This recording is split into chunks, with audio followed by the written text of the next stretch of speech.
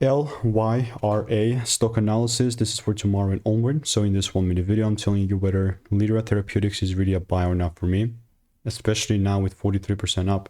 Even if I zoom out, you know, it's taken me, I mean, 5 years to come to this point, but this is like such a bullish market for me. Lyra, let's pull here. I have previous receipts of that too, especially now with Lyra. Like, let's, okay, I was waiting for a double break. I'm not even going to change that. And it's definitely about to hit the break-even point, because that was my involvement right there at the time.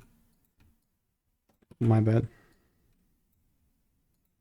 And if that does quite happen, I mean, it's sort of the way there. If it does pull down, hits the break-even, well, I guess it's going to be a 0R.